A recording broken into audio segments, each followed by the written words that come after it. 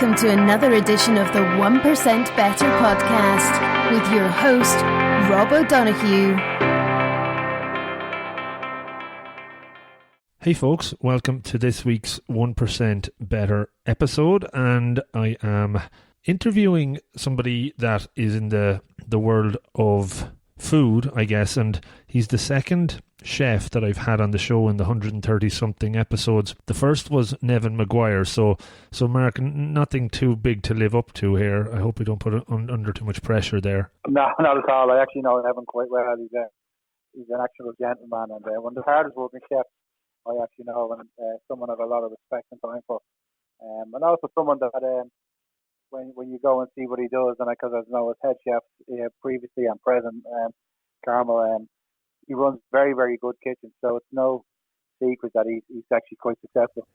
Yeah, he's a great guy. I'm happy to interview him a couple of years back. So Mark Anderson, welcome to the podcast. I did want to give you a proper introduction.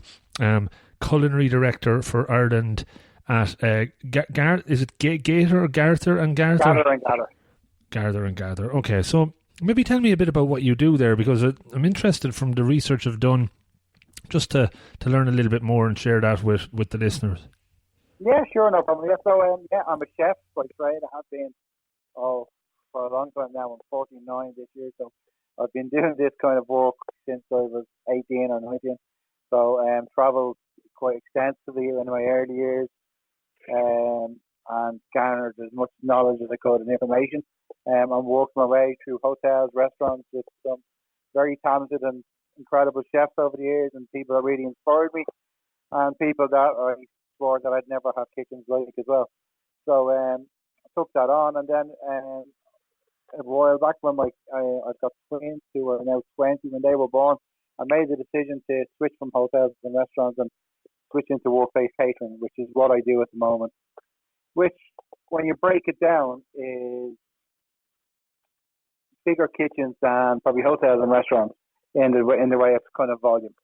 So in the company I'm with at the moment, Gather and Gather, I'll be in my 6th year in January, and I'm in charge. I look after the food program that we run in about 20 different kitchens around mostly around Dublin, working with some of the top companies in the tech sector or legal or in retail. So when you work in those kind of establishments, as well as the culinary knowledge and the camaraderie and working with your teams, you also tend to pick up a lot of what they do and how they behave and culturally what they do. And so that was kind of about 5 years ago. I made a big conscious effort on taking those kind of learnings and put them into what we do. And fundamentally, it's very, very simple. It's good produce and good people, and that's what it is. It's no magic formula. That's what it really comes down to. But like everything simple, you'd be amazed how many people mess that up. So we have a different. We'd like to think that we run very, very good kitchens, very good food programs with great front of house teams, great coffee programs, and the support structure around that to deliver that. So for the last 6 years, that's what we're doing. On any given day, we could feed close to 7,000 people in various different kitchens. So we tend to have a big influence on what people eat or how they perceive food or what they actually put in their bodies. Mm. Very, very interesting, and I'm definitely taken by from following you online and kind of getting a good sense of who you are. A bit of background, I suppose. I do like to go back and ask the person, is this what you wanted to be when you grew up? And I'm fascinated to see, where this kind of thirst for learning and continuous improvement and looking at things, not just looking at the food itself, but the kind of ecosystem, I suppose, around it. So yeah, maybe go back a little bit. Was it always what you had in you, your aspirations to become a chef and to work in this world? No, and I'm not one of these people with these madly romantic stories of my grandmother used to grow apples and I used to make apple pie. No, nothing like that for me. I started off washing dishes in a restaurant in town, that my neighbour got me the job in when I was in school. So yeah, that's how I fell into it, and I kind of liked it. That was it, but I had no aspirations. I actually thought of becoming a journalist or a policeman or something along those lines. Academically at school, I was I was decent, got good grades. But when I started working in kitchens, washing dishes, I kind of like the camaraderie, but I like the spirit in the kitchen, and I like a bit of laugh and a bit of banter, and creatively. Like back then, I'd be lying if I said I was madly creative in what we were doing. You can't really do that, but I like that sense of team, if you know what I mean, and I like that sense of kind of getting an instant response for what you do, like when you put something on a plate. So I started washing dishes, as I said, in a restaurant, and then from there kind of gave them a hand doing very, very basic chopping and peeling of potatoes and onions and whatever else, all the horrible jobs that most people don't want to do, and fell into that and decided that, well, actually this wasn't bad, but my parents had always said, you can do whatever you want in life, but you need to get something around yourself from an education point of view. So they said, this is what you want to do, go and apply to do college. So I applied to do hotel and catering management, and didn't get that, but I got offered a full-time course in Cattle Brew Street, as I was there, CIT, to go and do chefing. So I spent 2 years in there doing my papers, and just got to like it, just got to love it actually. And then from there I moved to Scotland and worked over there, and then down in London, and spent some time out in San Francisco, Miami, and around Europe, traveling, and came back to Ireland, then went back to London, and came back to Ireland. So all the time I was working in different kitchens and picking up skills. And the thing that kept it's a tough trade. I'm not going to lie, it's not an easy trade. But as I said to someone there the other day, it's the best job I know. I've never really been out of work. I've never really had to apply as I got further up the chain for a job. I've met some amazing people, both who I cook for and also in kitchens. I've built some great friendships. I've seen a good bit of the world. And I get to be creative, and I get to work with really, really cool people on a daily basis. So I don't know many other jobs that's like that. And I get the bad rep at times, which I think is very unfair, because, I always remember a very good chef called Danny Barry saying to me that, well, you never see anything on TV like the Great British Accountant. It was really cool to be a chef for everybody to have an opinion on food. Hence the reason I think it's very easy to knock the trade and the industry, which has its demons and has things that isn't right, but is also trying to tackle that, and it has a lot of good points as well. So yeah, I've loved what I've done over the years.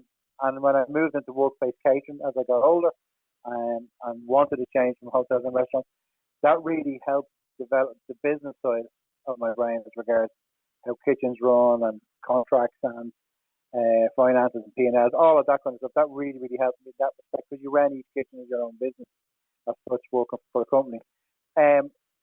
But as that got on further, and that went really, really well, I got a lot involved in how we sell those businesses. Like, when I say sell, how we can pitch for a contract and how that works. So I got a real interest in that as well. So that really kind of kept me going. It kept the passion going as well, because you get a chance to do lots of other things, not just cook.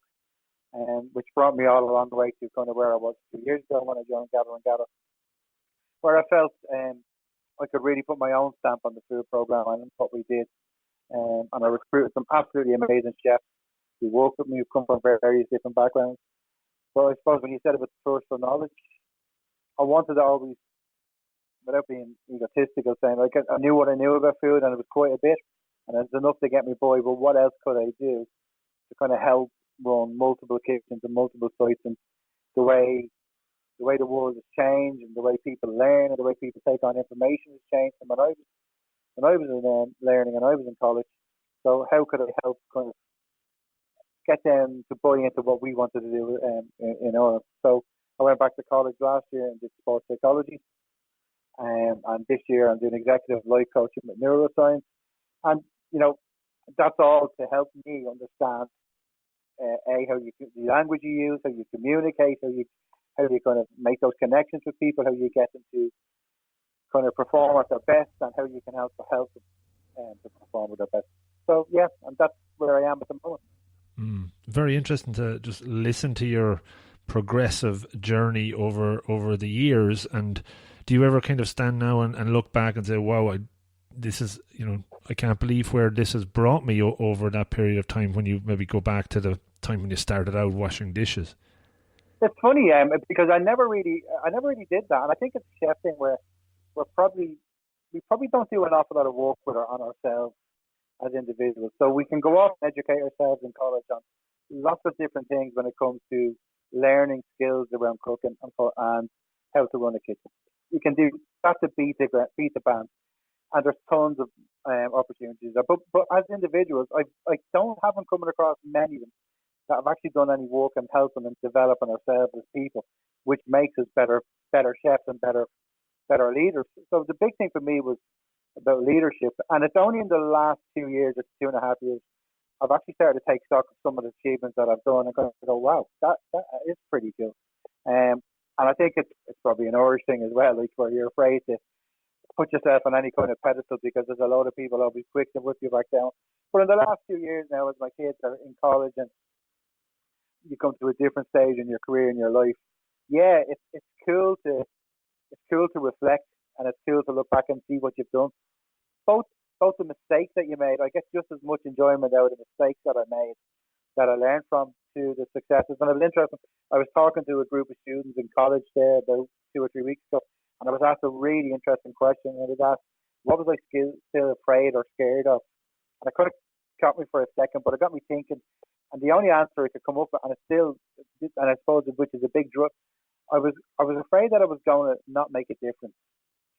Not in some, I don't know, egotistical way of I was going to be the best chef in the world, but I wanted to have kitchens where people that worked in our kitchens, that not just directly for me, but with the chefs that we have or the front of house people, I wanted that we would make a positive impact, that was different, that they would go on and help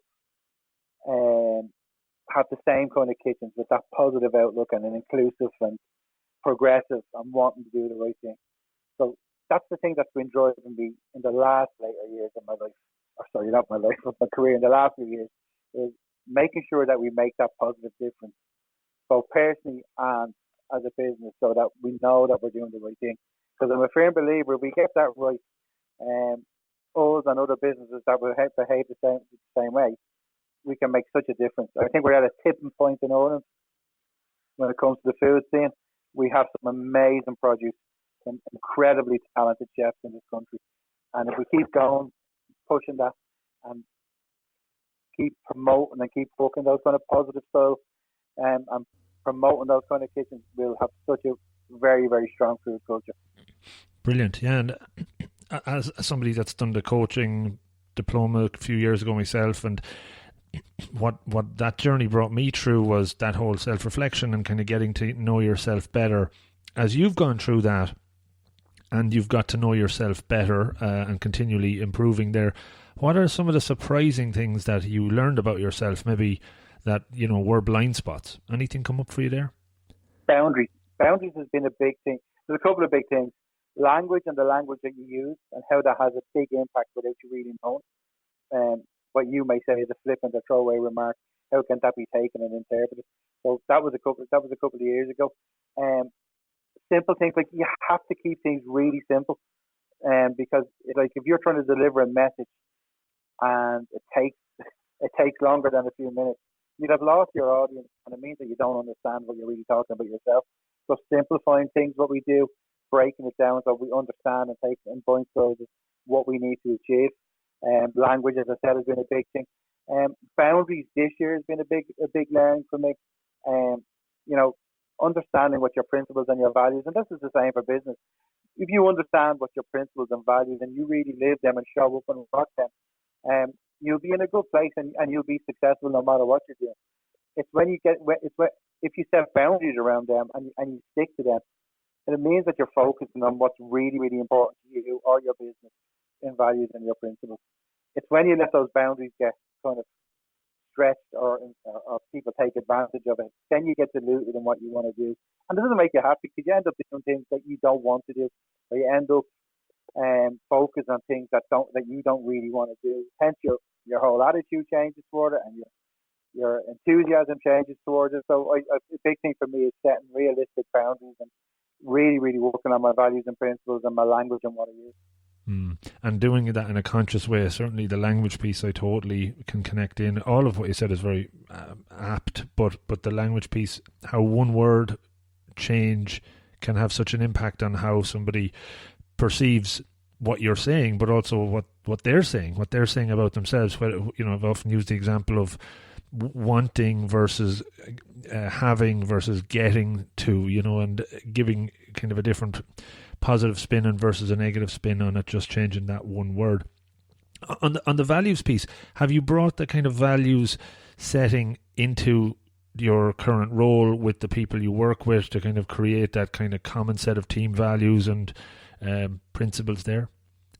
Yeah, we do a lot of that, in the fact that we have a set of parameters and principles that we all work to as a business, and they're non-negotiable. But in each kitchen, we try to get the team to build our own kind of mission statement, even though we don't call it things like mission statement, because not a lot of people get that, and they think it's too so corporate that they don't buy in. So we get them to come up with their own kind of set of words or agenda that they hold themselves accountable to. And what we encourage them to do is that whether it's someone that's washing the dishes or someone who's in charge of the kitchen or someone who's managing the floor out front or the general manager for that place, they all have the equal enough power or authority to call each other out if they're not behaving that way. And that's been really, really good for us, because that really drives accountability, that even when you're not there, you know they're doing the right thing. So if they're making, I don't know, if you're making soup, you're making a dish, that don't take shortcuts, because we know that's not what's expected of us. And someone who's starting out in their career or someone at a further stage in their career, they've all got the equal authority to call each other out if we see someone taking shortcuts as a matter of fact. Also, everybody goes on about sustainability, and we do that really, really well. We don't just pay it lip service, and we also look at sustainability around our people, how we look after them. So we do a lot of kind of development with them and training and master classes, with some incredible chefs that come into our business as guests on the day and deliver master class. So we do lots of work with people to try to show them that this job is really, really good and you can learn so much. And just because you're in the kitchen doesn't mean that you've got all these other skill sets that you can touch upon. And I think the big thing for me is, and to get my head around, is developing the soft skills. I read a really interesting article, and I've seen something on a TED Talk about empathy being the next big thing that a leader has to develop and has to have in their locker. And I totally buy into that. Again, I remember when I was talking to one of my chefs, and I said, if you look at the young chefs that are in our business, they learn in a very different way than how we've learned. When I was learning in the kitchen, you were thrown in the corner of the kitchen, not literally, but given bags of potatoes and onions and hold the peels down. And when you got to a certain level, then you might be moved on to something less mundane.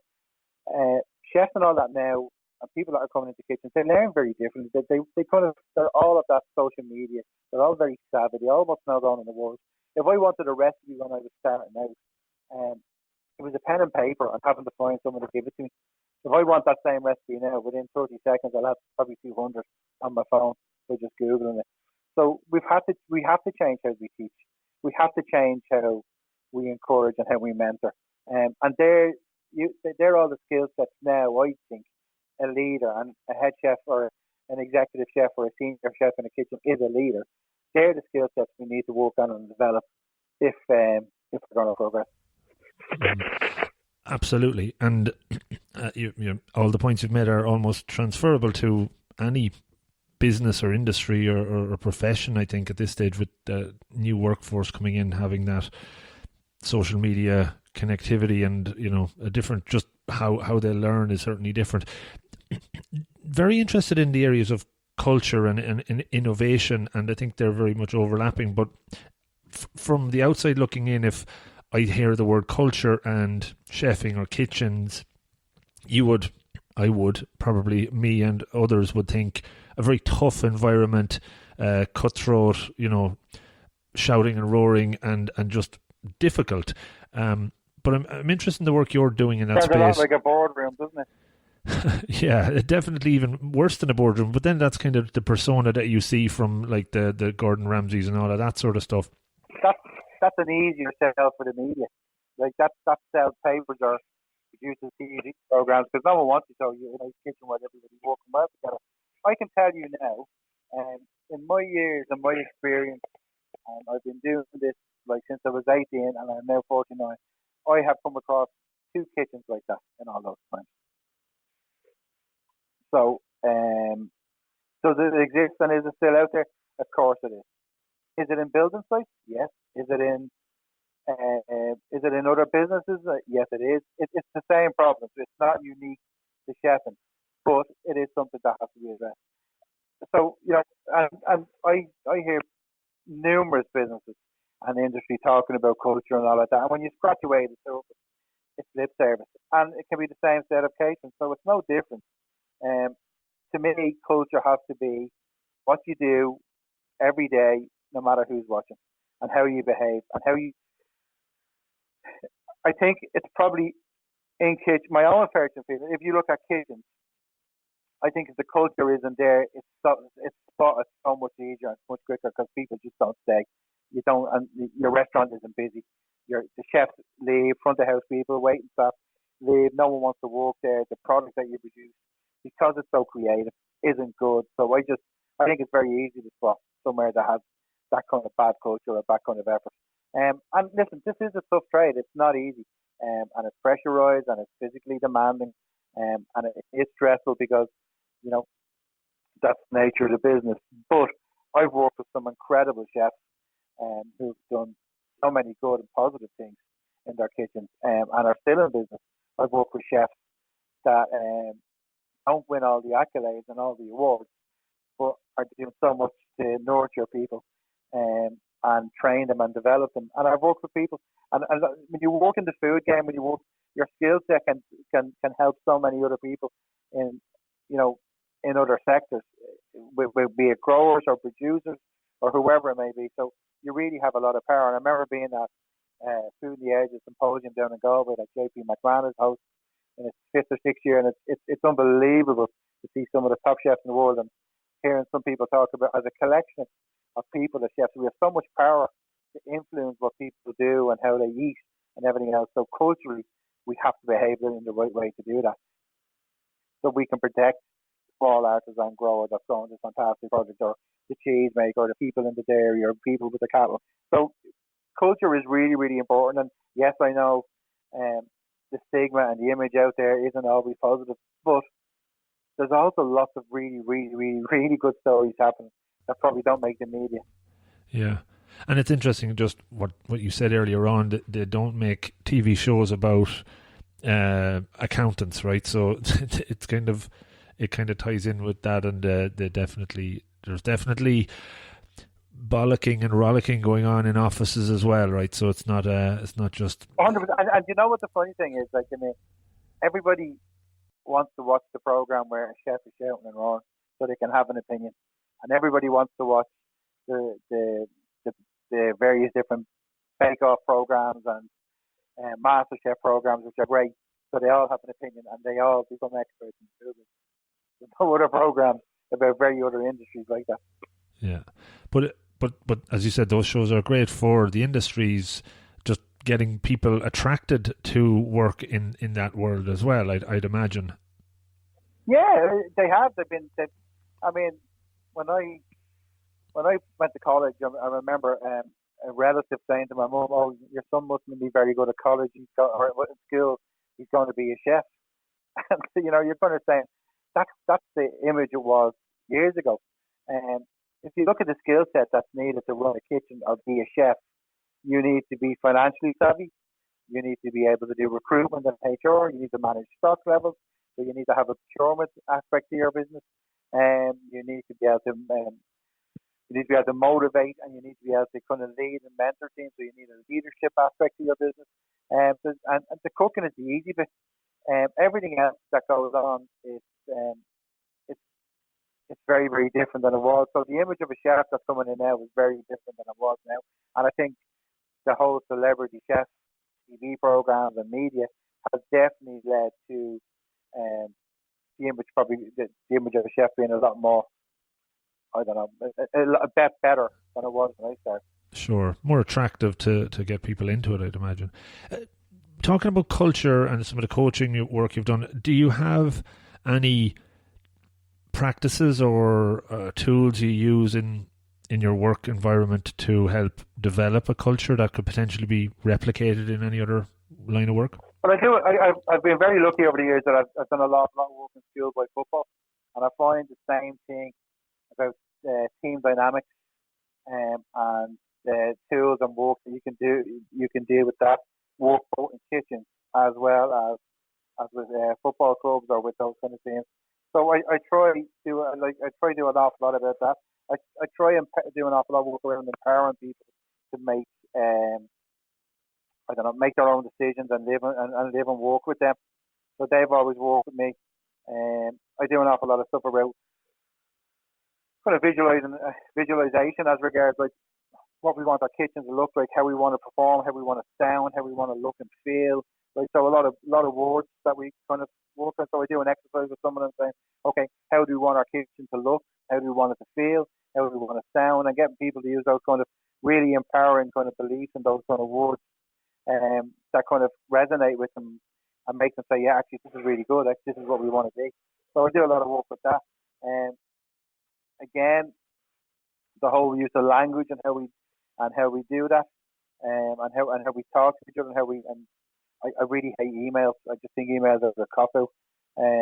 So I much prefer to have those conversations one to one with people, so there's nothing lost in translation and in a message.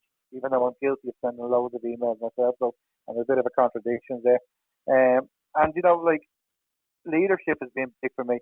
So having to accept sometimes you don't know it all, and you need to kind of go and stick your hand up and say, okay, good, what do we think here?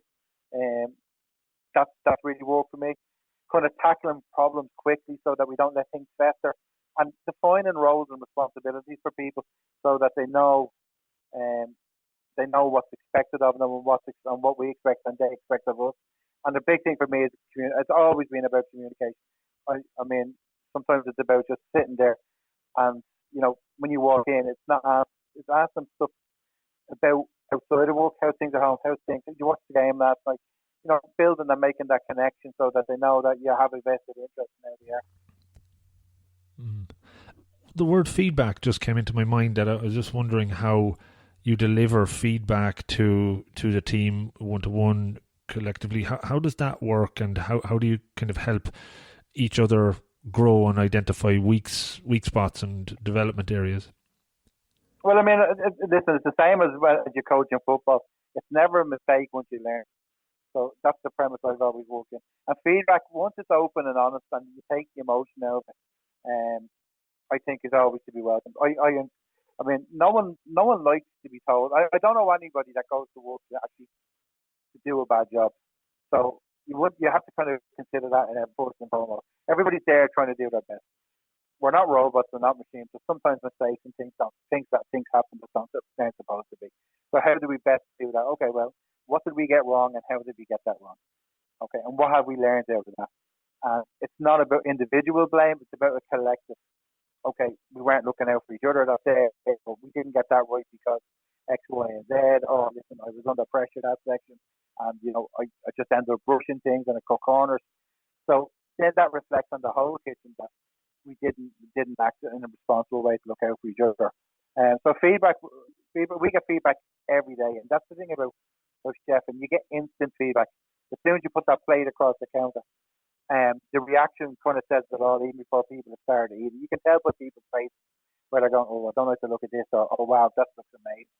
And then a lot of our clients and customers are very quick to come back, given the type of business that we're in, and tell us what they thought, and we really welcome that, because there's no point in telling me or letting me think that we're doing a good job if we're not, because we'll just keep doing the same thing. So feedback is really, really important, but it has to be constructive, and it has to be open, and it has to be honest, and it can't be these sweeping statements.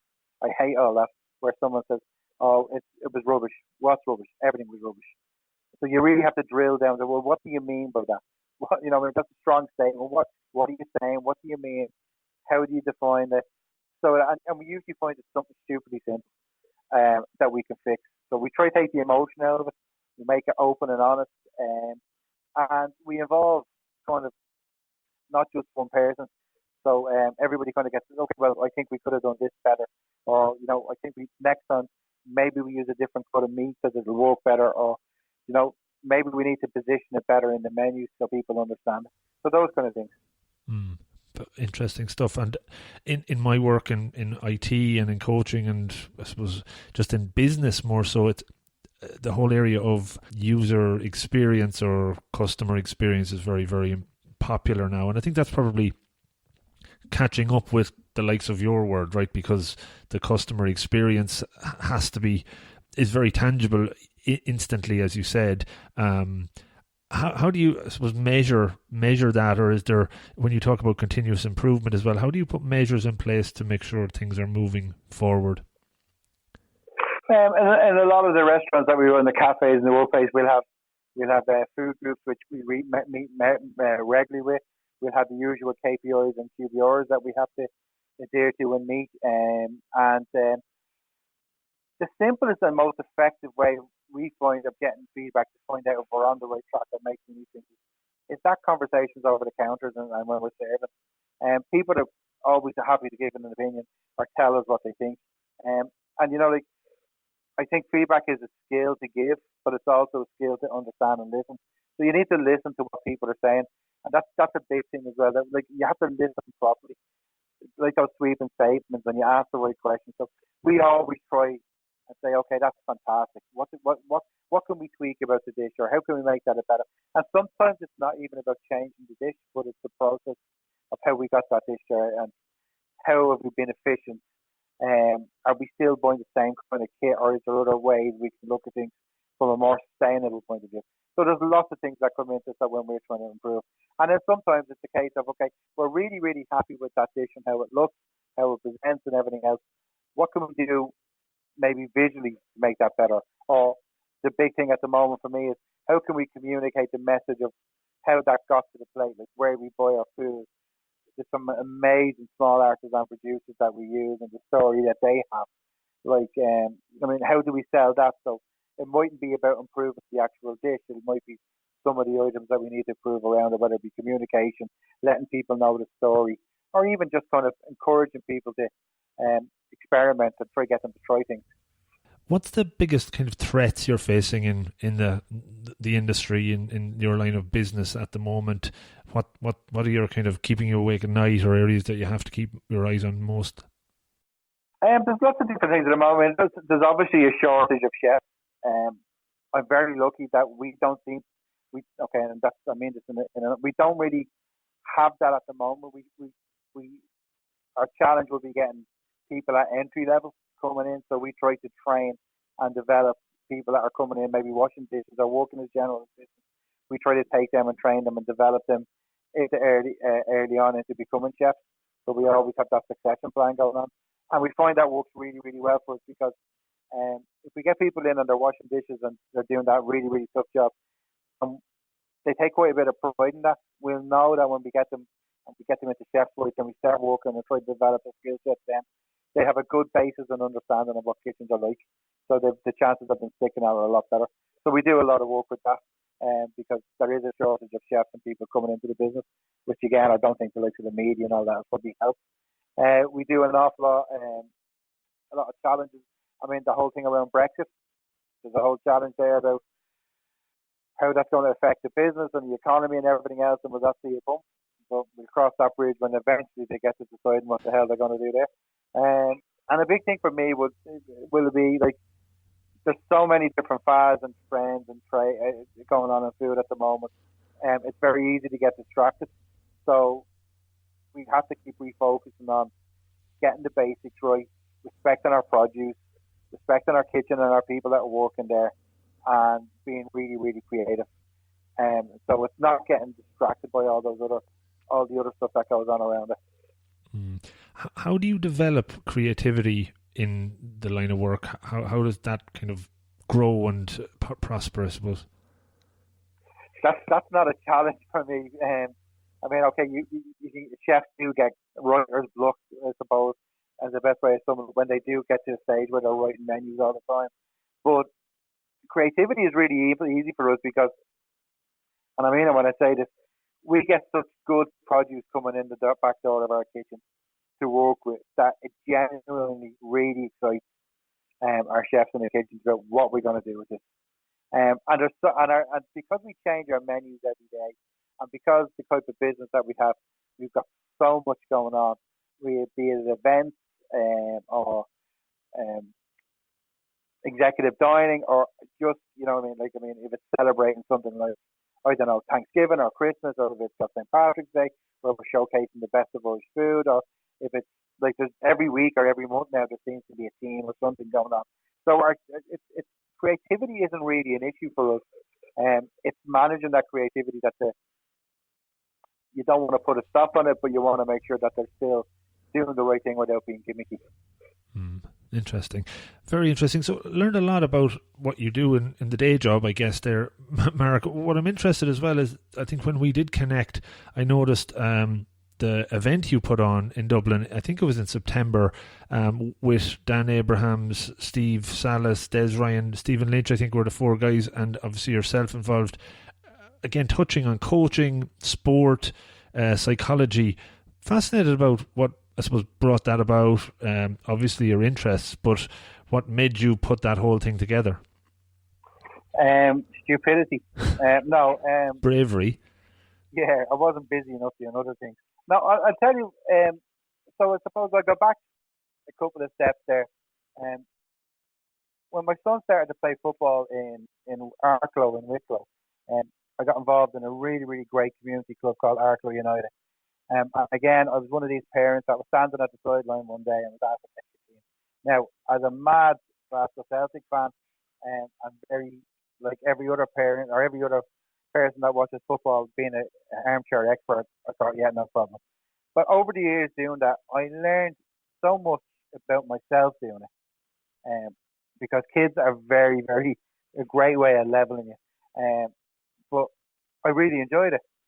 But I wanted to learn. I suppose I approached it a bit like I did kitchen. If I was going to manage or work with these kids, I'd take the team on. I wanted to make sure that it was as professional a setup as we could do. So I went off and did some of my coaching badges through the FAI. I got a connection with Glasgow Celtic and built up a really good, strong relationship and friendship there, and got them into the club. So some of their coaches were coming over and doing coach education with us. So my theory was, if we made our coaches better, our coaches would make the kids better. So early on, people like Dan Abrams and what he did always kind of struck a chord with me. As you know, okay, again, a bit like food. I know what I know about football, and that's great.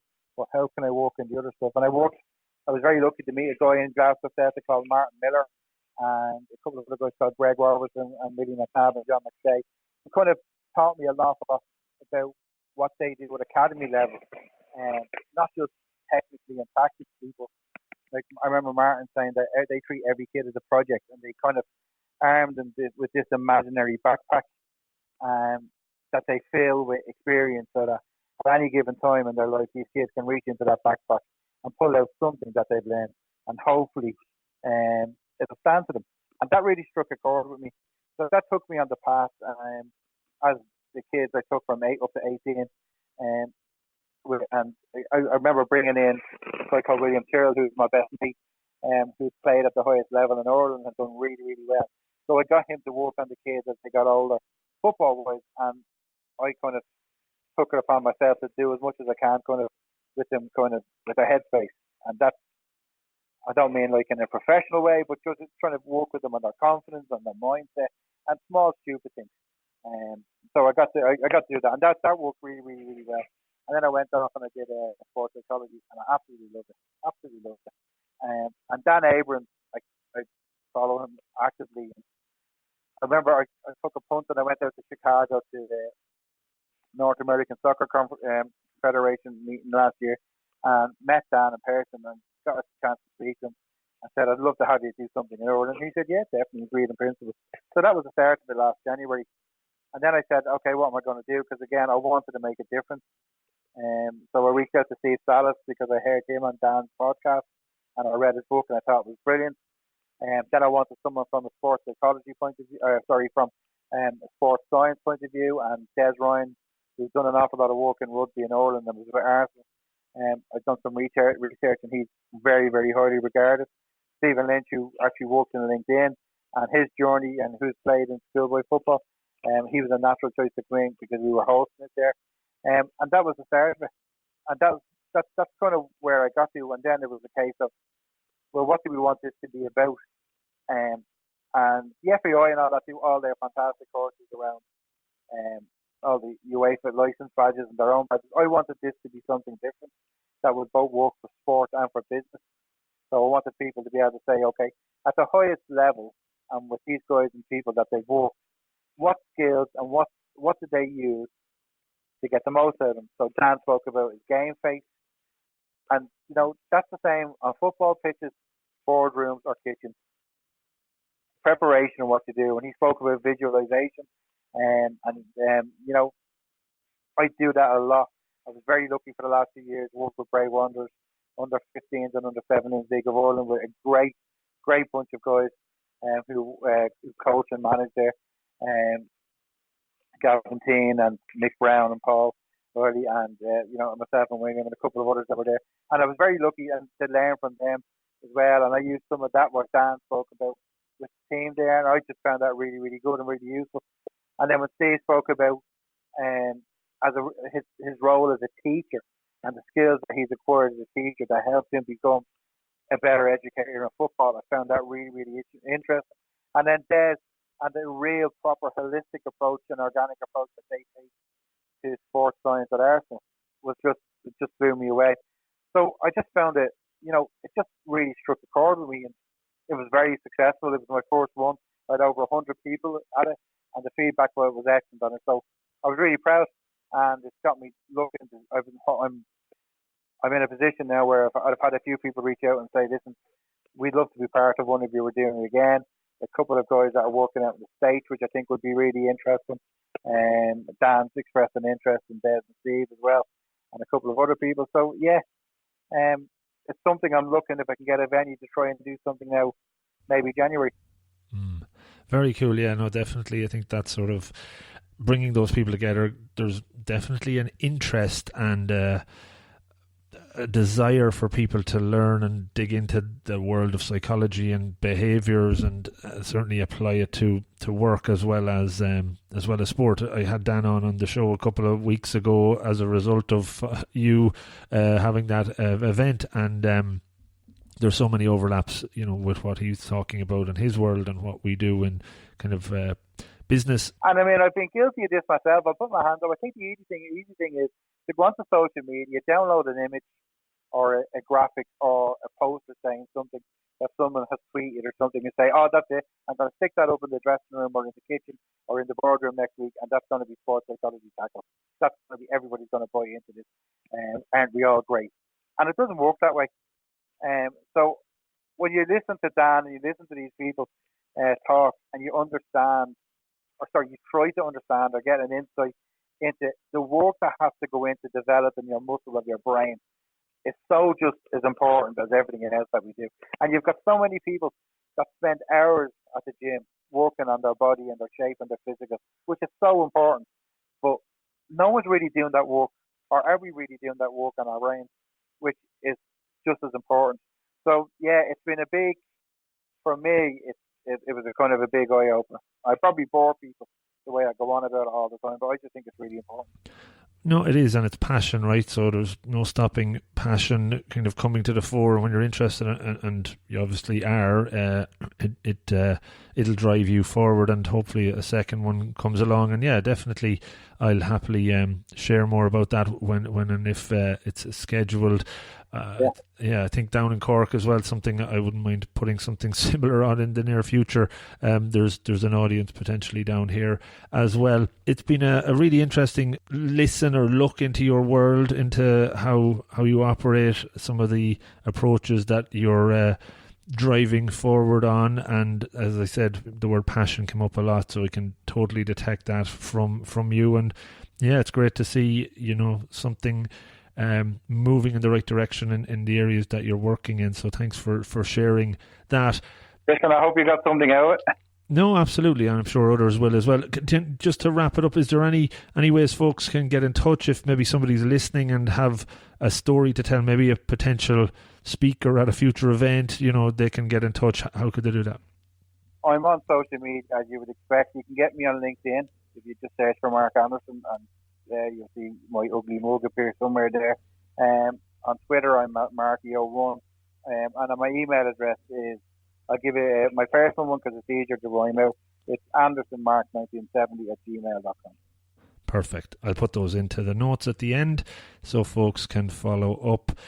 And we'll leave it there, Mark. Thanks so much. I'm glad we got to do this. I know we've been talking about it for a while, but we got there in the end, and I look forward to sharing it. Super, Rob. Thanks very much, and keep up the great work. Thanks a lot, Mark. Good luck. So this is the outro of the podcast, guys. You got to the end, and that is great. Please hang in here for another couple of minutes. I know most people won't, but maybe there's something here of interest, so check this out. First off, thanks so much for listening to this one, as well as maybe the 100 or so that's gone before it. Why not check them out if you haven't already? There's lots of good stuff in there. The whole podcasting journey for me has been a huge learning, and I'm trying to help you guys learn and improve as well. So much has changed over the last few years since I started it. I've really realised lots of the goals that I put out there, and then realised so many unexpected benefits as well. And I think anytime you take on action towards a goal, you're going to pick up lots of things that you didn't expect along the way, and hopefully they're good things. In this particular episode, was there any one or two things that jumped out? Maybe you could take a pen and paper out right now, because this is something that you might think of during the episode but never do. Do it now. Take it out. Write down a goal that you're going to set yourself as a result of something you learned from this episode. Put a plan in place and then work towards it, applying yourself deliberately over time. Take ownership, build a habit, improve, get 1% better, share accountability with somebody you know in a buddy system, and learn and grow and improve. That's what it's all about. That's my hopefully inspirational piece done. Other areas to note: check out the website robofthegreen.ie. You can consume everything there for free. There is obviously the podcast, there's video, 1 Minute Monday clips, there's articles, not enough, but I'd like to put more there. If you're interested in putting one there, let me know.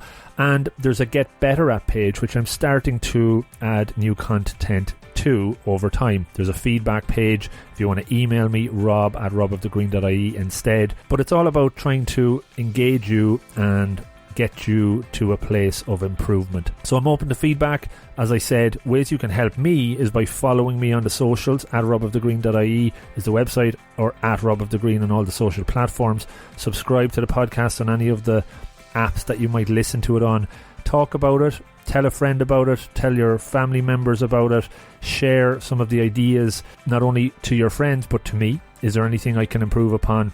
Sign up to the newsletter. That's there as well. I'm experimenting again with a group called Slack, Rob of the Green on Slack. This is really for a shared accountability environment and sharing ideas. You can sign up to that on the website as well. All of this is obviously all free, but there is also an option where you could subscribe to my Patreon site and make a small donation for the content that we do. It's there. It's totally up to you. Everything that is coming in through that or could come in through that will go into making the podcast better. So, to close, I am always trying to improve and get better. Change is difficult, I know that, but it's all about taking the first step. Learning something, applying yourself, moving forward. You can do this. I've been able to improve, pushing myself outside the comfort zone, learning, and I think if I can do it, so can you. Don't overreach, don't set yourself unrealistic goals. 1% at a time is enough, but it's all about starting, and that will bring you on your pursuit of betterness to a great place. Thanks for sticking to the very end. Talk to you next time, and take care. Good luck.